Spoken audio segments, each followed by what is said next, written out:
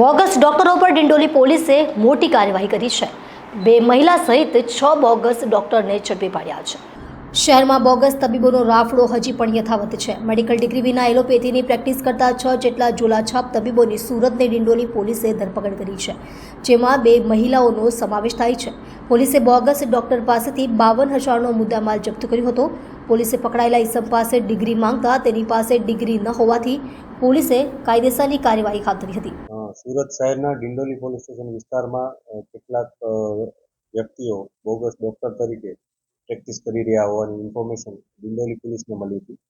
આ બાબતને લઈને પોલીસે એકવાર કન્ફર્મ કર્યું હતું, વેરીફાઈ કર્યું અને ત્યારબાદ જિલ્લા આરોગ્યને સંપર્ક કર્યો હતો। જે અનુસંધાને સીડીએમઓ સીએ પોતાની ટીમ મોકલી હતી અને આરોગ્ય વિભાગની ટીમ અને ડિંડોલી પોલીસ સ્ટેશનની ટીમ એમ અલગ અલગ ટીમો બનાવી અને 6 જેટલા આવા ક્લિનિક ઉપર અમે ચેક કર્યું હતું અને કન્ફર્મ કર્યું હતું કે આ ખોટી રીતના પ્રેક્ટિસ કરી રહ્યા છે।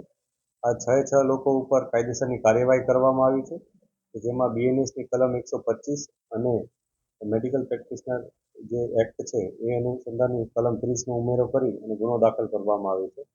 આ કેસમાં ટોટલ 6 ડૉક્ટર પકડાયા છે કે જેઓ બોગસ ડૉક્ટર તરીકે એટલે કે કોઈ પણ જાતની ઓથોરિટી ન હોવા છતાં એલોપેથિક પ્રેક્ટિસ કરતા હતા।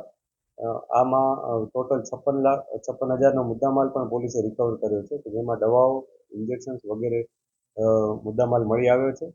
આ જે 6 ડૉક્ટરો છે એમાં રાજેશ રામકૃષ્ણ, મહેશ રાજપૂત, બુદ્ધદેવ ચૌહાણ, શરદ નારાયણ પટેલ, આરતી દેવી અને મનોરમાબેન, આ 6 ડૉક્ટરો આવી રીતના કોઈપણ જાતની ઓથોરિટી વિના પ્રેક્ટિસ કરતા હતા। એ બાબતને લઈને ગુનો નોંધવામાં આવ્યો છે અને આ લોકો પાસે જે પણ ડિગ્રીઓ હતી બોગસ એ પ્રકારનું અમે રિકવર પણ કર્યું છે અને એના ઉપર અમે અત્યારે વેરિફિકેશન પણ કરી રહ્યા છીએ કે એ લોકોને ક્યાંથી આ વસ્તુ મળી, કઈ રીતના એ લોકો પ્રેક્ટિસ કરે છે અને છેલ્લા કેટલા સમયથી પ્રેક્ટિસ કરે છે।